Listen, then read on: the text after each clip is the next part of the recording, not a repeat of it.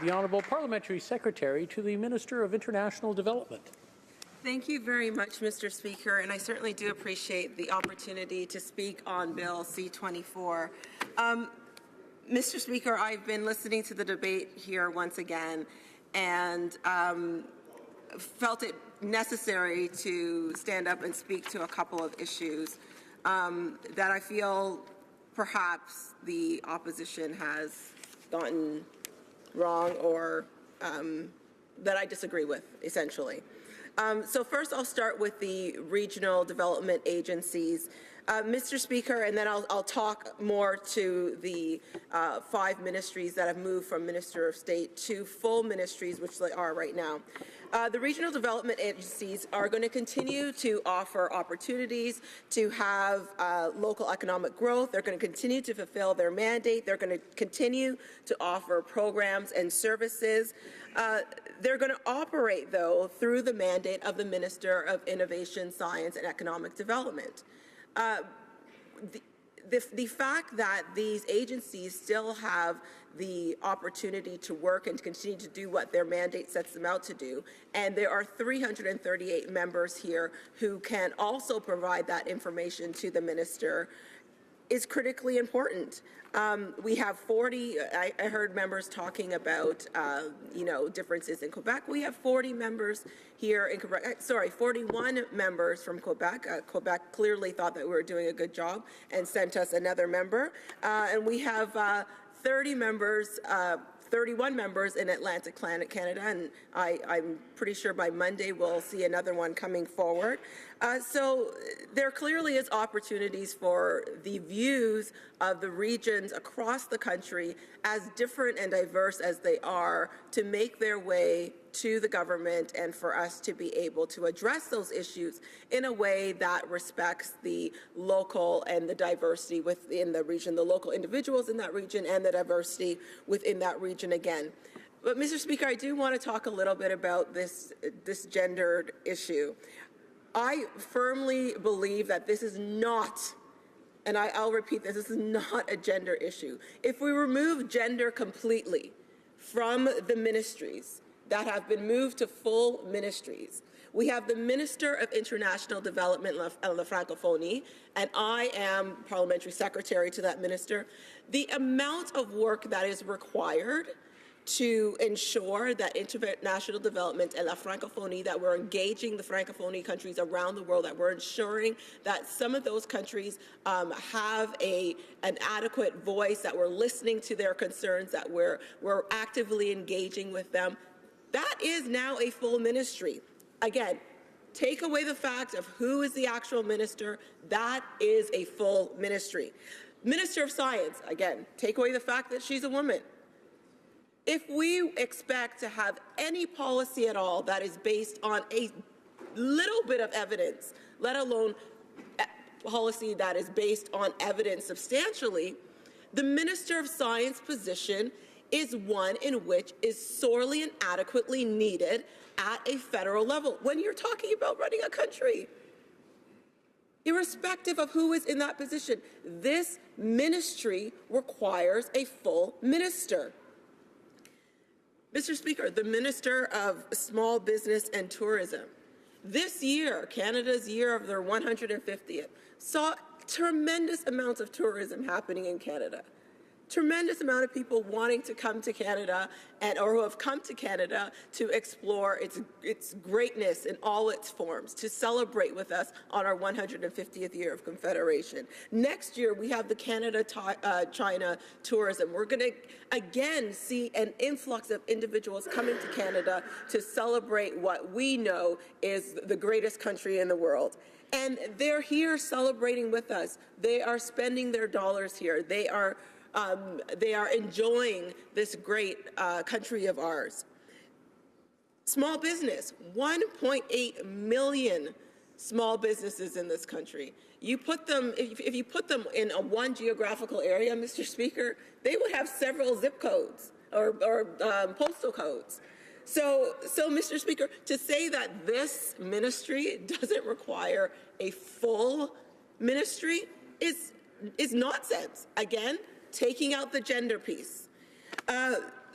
Minister of Sport and Persons with Disability.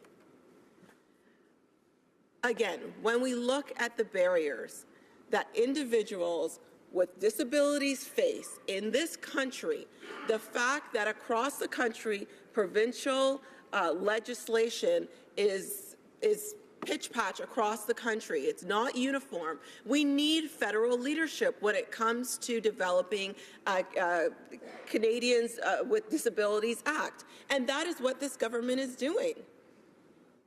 This is not about whether or not we feel that it is necessary to be a full ministry or not. We need federal leadership when it comes to disabilities. And this, again, this ministry requires that, not as a minister of state, but as a full ministry. And that is why when sworn in November, this is what happened. Now, Mr. Speaker, the most contentious issue around the Minister of Status of Women, I don't even know what to say here. When I hear that, you know, it doesn't need to be, it could be a minister of state, it doesn't need to be a full ministry. We make up 50% of the population. Hello? Why would that not be a full ministry? Again, let's forget about who is actually the minister. Just think about the ministry. 50% of the population. When we look at the intersectionality of women and the barriers that they face, when we think about yesterday, when we were very much seized with the events of 28 years ago, when we were remembering the 14 names, when we were thinking about the fact that gender-based violence disproportionately affects women, and not just around the world, but in this country as well, and we're questioning whether the status of women needs to be a full ministry, I think it's quite ludicrous. And I'm certainly quite happy and quite impressed with the fact that this government, and under the leadership of our Prime Minister, thought it appropriate to ensure that all of these ministries were actually full ministries. Now, when we look at the question of, now I'll bring the gender piece in. When we look at the question of our gender balance cabinet, when these individuals were sworn in, the Orders in Council ensured that they were full ministers at the time. So it wasn't about, oh, we're trying to, you know, make up for some mistake that we made. That's not the case. That's absolutely not the case. And so having them as full ministries was done right from the beginning. But the message around having a gender balanced cabinet, that had impact. That required leadership. That required a prime minister who understands the power and the influence that you could have around the world when you ensure that the policies that you put forward, that the decisions that you make have a gendered lens. Understanding that responsibility. Thank you, Mr. Speaker. Understanding that responsibility. How the message of a gender balanced cabinet had impact. I hear it when I go to different countries around the world, talking about the leadership Canada has shown, talking about the leadership to influence change, not just on a political level, but also within business, on boards, in C-suite positions, in decision-making positions, Mr. Speaker. So I am truly happy to be able to have had opportunity to speak on this bill.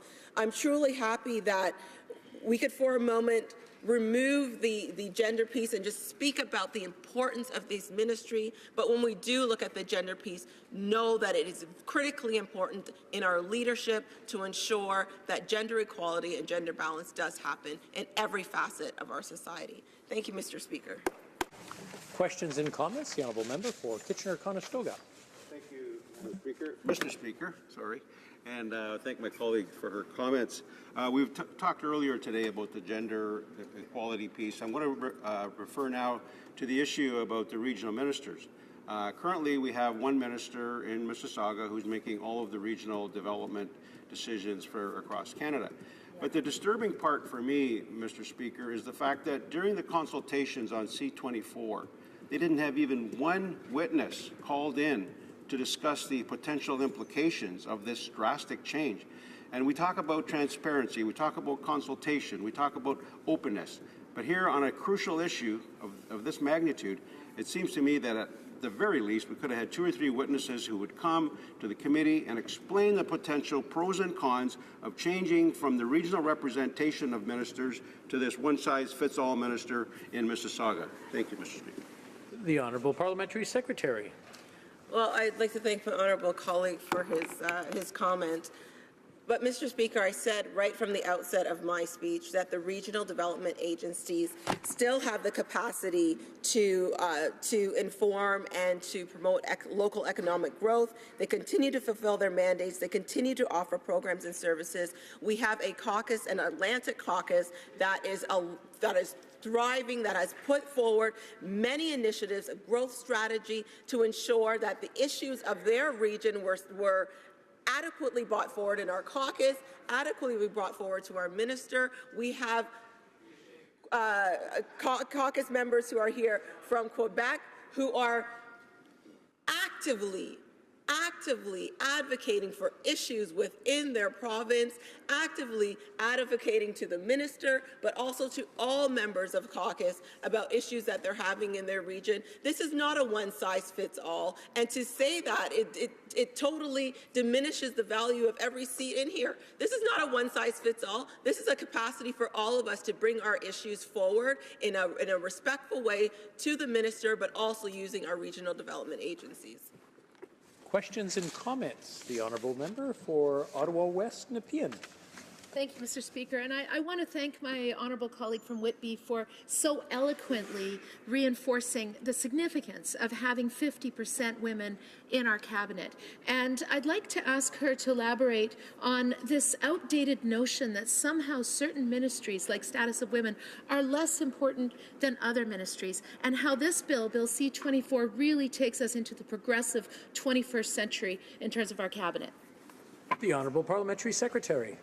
Mr. Speaker, I would like to thank my honourable colleague for that question, because this whole notion that the Minister of Status of Women is supposed to be a Minister of State is ludicrous. Again, 50% of the population, that's what women represent. 50% of the population. That is a significant number, and to say that, well, you know, the Minister of Status of Women, if she doesn't do her job, something, nothing will happen. Well, when we think about just yesterday, that women are impacted negatively, disproportionately, when it comes to violence. When it comes to ensuring that we have a national strategy on gender-based violence, when it comes to ensuring that we are looking at every single policy from our budget onward with a gendered lens, the Minister of Status of Women needs to be a full minister. We have time for a very brief question. The Honourable Member for, we have Vancouver Kingsways up 30 seconds and then 30-second answer. Thank you. I'll try to be really brief. Actually, I'd like to correct that the population of women in Canada is not 50%, it's 51%. There's actually a majority of women in this country to men. But my question is this, is under this member's government, the Liberal government, is this government creating a standalone ministry for women or the status of women similar to other ministries like Minister of Defence, Minister of Finance, or is it just an agency underneath another department, another ministry? The Honourable Parliamentary Secretary. Mr. Speaker, again, I said it in my speech that the Minister of Status of Women, Minister of Sport and Persons with Disability, Minister of Small Business, Minister of Science, Minister of International Development and La Francophonie are full ministers. Thank you, Mr. Speaker.